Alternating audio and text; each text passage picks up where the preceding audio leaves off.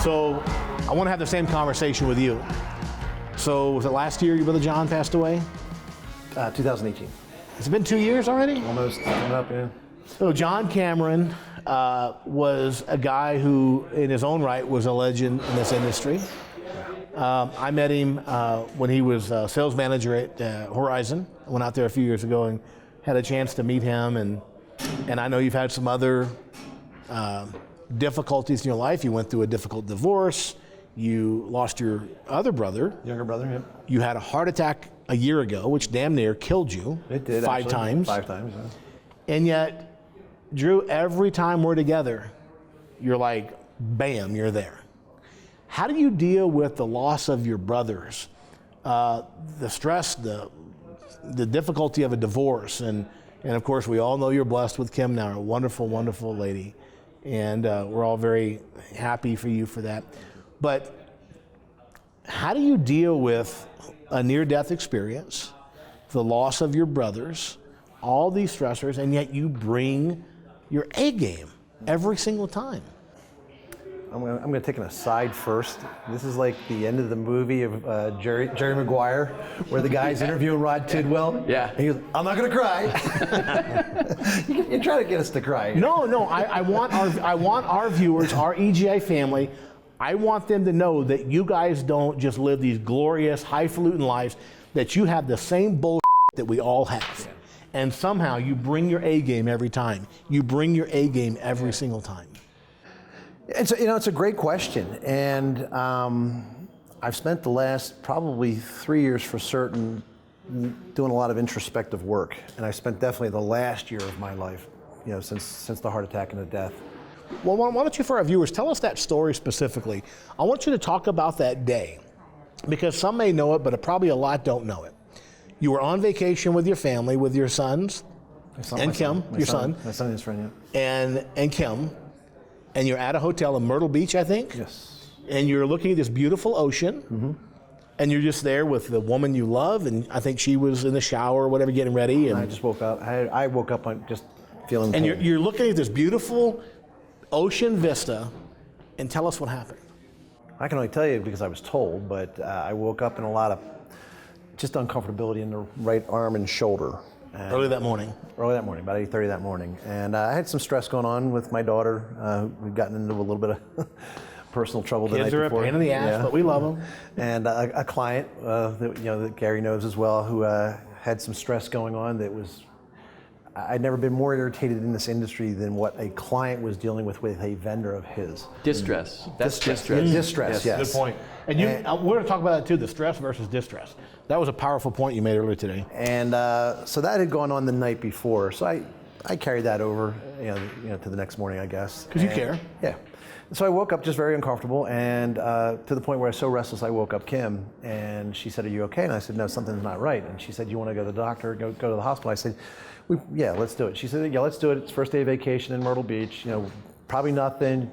We'll get you checked out. We can enjoy the rest of the trip." I said, "Yeah, let's do it." Right. So I went to brush my teeth. She was brushing her teeth. I grabbed my toothbrush, walked to the window, looking out from the 27th floor of the brand new Hilton property there, Hilton Grand Vacations property there in Myrtle Beach.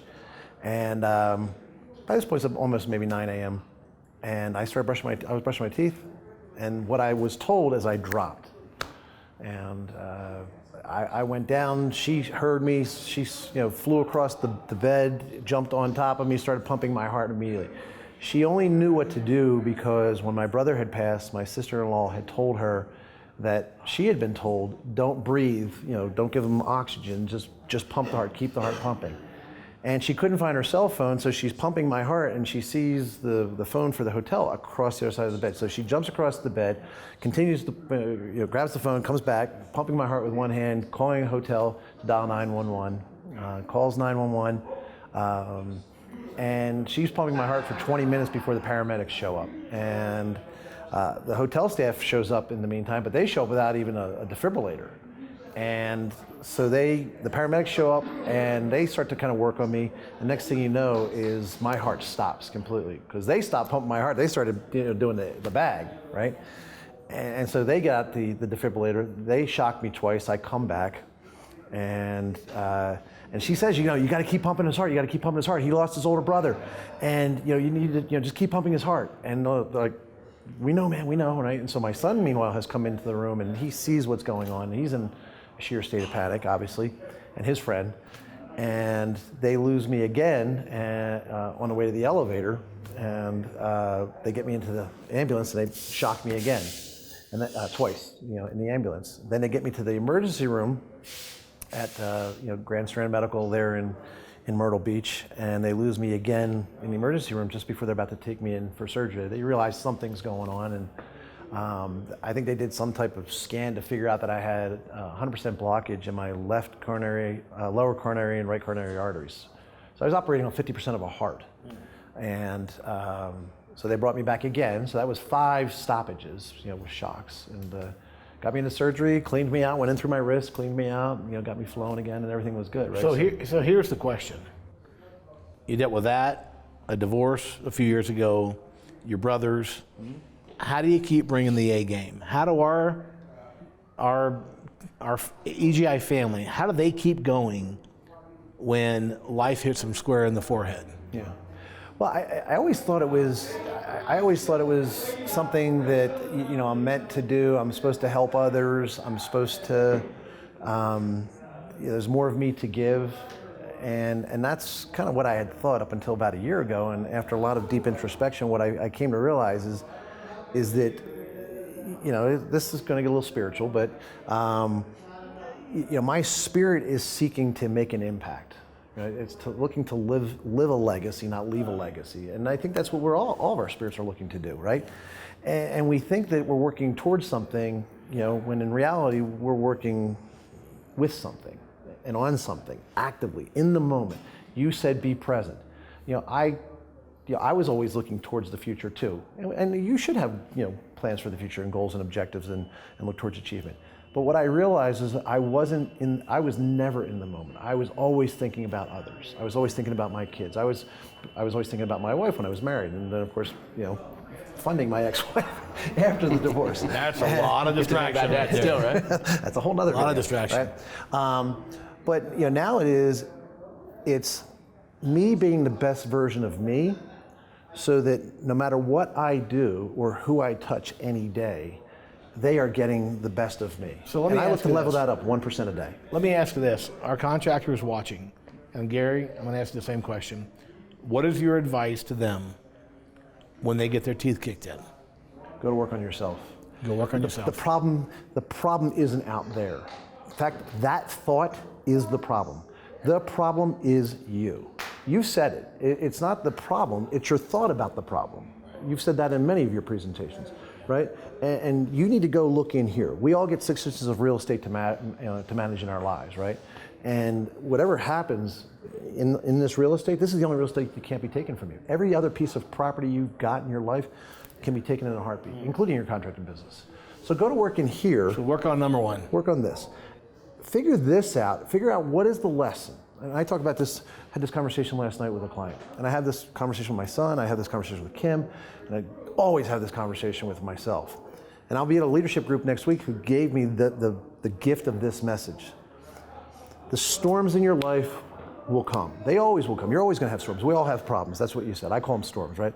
Yep. When you come to realize that the storms will continue to come, and the storms will come more frequently, and they will get more intense until you learn what the lesson is. And when you come to realize what the lesson is you are the storm. Because you created the storm, and only you can solve the storm. That's my favorite thing. I got this meme that the devil whispered in my ear, "You cannot handle the storm," and I whispered back, "I am the storm." You are. Yeah. G-Man, I want to ask the same question before we close this out. The contractor out there, he gets the news that some bad financial news, or he gets that God-forsaken call from the doctor that your wife has cancer or your dad is really sick. What do you tell them to do to keep bringing their A game? Well, I think Drew hit on it. Obviously, you want to work on yourself, but he pointed to his head, which is the brain. I think most people don't really ever learn to control what they think about. And it's Napoleon Hill. It's chapter 1, think and grow rich. It's not about money. It's about controlling about what you're thinking about. You become who you think you are. So you got to learn to think constructively. So, you know, there's lots of bad things that happen to really good people, and vice versa. So it's about controlling your mind, it's about controlling what you think about, and it's about staying optimistic and positive, and just focusing on the things that you can control. I can't control cancer. We can solve any problem.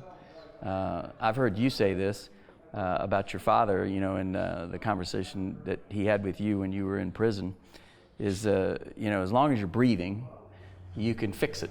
Right. And you're in charge. And so I think the message for most of the people that I coach are, you know, what are you thinking about, and how are you managing yourself that, you know, you let crap filter into your world. You know, there's plenty of that in social media. You can engage and fight about it on social media, or you can go right past it. You open the door to an argument. You don't have to walk into an argument. Right. You can walk right past it. So controlling your mind, controlling what you're thinking about, you know, staying positive, having goals, focusing on your achievement plan.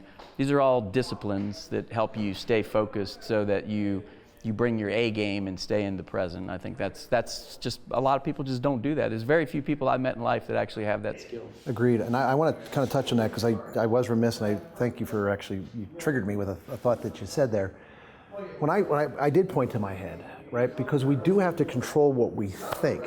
But I do want to kind of go back to our listeners and our viewers and say, control what you think. If I told you to basically have no thoughts for 10 seconds, okay? And obviously try and do it on the video, you're not going to do it, but try later, just to try and go have no thoughts for 15 seconds. And then after 15 seconds, see how many thoughts actually popped into your mind. Here's what you realize, is that most of the thoughts that are coming into your mind, you can't even control. And then you think about, during the course of your day, how many thoughts come into your mind that weren't even your thoughts, that other people gave you, right? But that's the thing, when you can control your mind, everybody who talks about mindset, you talk about it, I think you wrote a New York Times bestselling book on the topic. But you know, we talk about mindset. I am really focused on right now understanding the concepts of duality and oneness and the singularity of the universe, as well as consciousness, and trying to go to that height of level. I meditate every day, and with the idea being is to get out of here and get to my soul purpose, literally your soul purpose, your DNA. You guys have heard me talk about, and I do it in the sales videos, I talk about the movie The Legend of Bagger Vance with Matt Damon and Will Smith. And I'm not going to give that away here. You've got to go watch the class videos to get it, right? But it's a golf movie, right? And there's one prime scene in the movie where it's called The Field, and you can watch the clip on YouTube called The Field. And Bagger, the caddy, played by Will Smith, says to Matt Damon, the golfer in the movie, he says, after he sets up the whole thing, he says, feel it. Don't think about it. Feel it with your hands, because your hands are much wiser than your head will ever be. Our heads screw us up, and you've talked about that quite a bit. Our heads screw us up. We got to get down to our soul purpose, our DNA, what we feel about it, right? And that's what fuels us. That's where the fire comes from.